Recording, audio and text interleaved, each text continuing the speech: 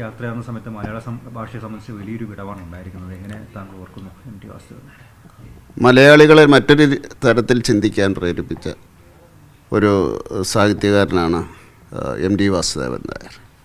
കാരണം അദ്ദേഹത്തിൻ്റെ സാഹിത്യകൃതികൾ അത് ഒരു ഗാഢമായിട്ടുള്ള ഒരു ചിന്തയിലേക്ക് നമ്മളെ നയിക്കുന്ന, ഒരു മലയാളിത്വത്തിലേക്ക് നയിക്കുന്ന കൃതികളാണ്.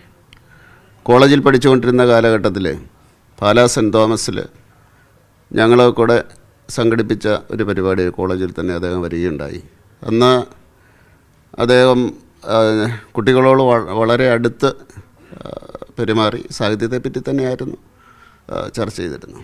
ആ കാലഘട്ടത്തിൽ ചെറുപ്പത്തിൽ കോളേജിലൊക്കെ ചർച്ച ചെയ്തിരുന്നത് മോഡേണിസം, റിയലിസം, സർറിയലിസം, അതുപോലെ തന്നെ മാജിക്കൽ റിയലിസം എന്നൊക്കെയുള്ള ചർച്ചാതലങ്ങളിൽ പോകുന്ന അവസരത്തിലാണ് ഈ മലയാളത്തിൻ്റെ തനിമ, അത് വൈക്കം മുഹമ്മദ് ബഷീർ, എസ്.കെ. പൊറ്റക്കാട്, അതുപോലെ തന്നെ മറ്റ് സാഹിത്യകാരന്മാർ ഒക്കെ തന്നെ ചർച്ച ചെയ്യപ്പെടുന്ന അവസരത്തിൽ എം.ടിയുടെ കാതലുള്ള ഒരു ചിന്താരീതി കടന്നു വരികയും, അതുപോലെ തന്നെ സിനിമയ്ക്ക് തന്നെ മറ്റൊരു മുഖം, ഈ വാഴ്ത്തപ്പെടുന്ന നായകന്മാരല്ലാതെ മറ്റ് നായകന്മാരുടെ എന്താണ് അവരുടെ കഥകൾ എന്നുള്ളതും തീർച്ചയായിട്ടും അത് മലയാള സിനിമയിലേക്ക് കൊണ്ടുവന്നത് അദ്ദേഹമാണ്.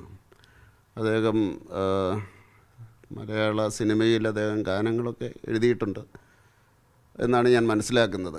അപ്പോൾ ആ രീതിയിൽ തീർച്ചയായിട്ടും സ്മരിക്കപ്പെടേണ്ട നമ്മുടെ ചിന്താധാരയെ, സമൂഹത്തിൻ്റെ ചിന്താധാരയെ സ്വാധീനിക്കാൻ സാധിക്കുന്ന സാഹിത്യം, അതാണല്ലോ ഏറ്റവും വലിയ സാഹിത്യകാരനെ പറ്റി പറയാൻ അങ്ങനെയാണ് സാധിക്കുക. അങ്ങനെ കേരളത്തിൻ്റെ മലയാളിയുടെ ചിന്താധാരയെ സ്വാധീനിക്കാൻ സാധിച്ചിട്ടുള്ള ഒരു മഹാനായിട്ടുള്ള സാഹിത്യകാരനാണ് എം.ടി. അദ്ദേഹത്തിൻ്റെ സ്മരണയ്ക്ക് മുമ്പിൽ അദ്ദേഹത്തെ ഞാൻ ഓർക്കുകയാണ്. അദ്ദേഹം ആദരാഞ്ജലികൾ അദ്ദേഹത്തിന് അർപ്പിക്കുന്നു. എൻ്റെ കേന്ദ്ര സർക്കാരിൻ്റെ പേരിലും അതുപോലെ തന്നെ BJPയുടെ പ്രവർത്തകൻ എന്ന രീതിയിലും ഞാൻ ആദരാഞ്ജലികൾ അർപ്പിക്കുകയാണ്.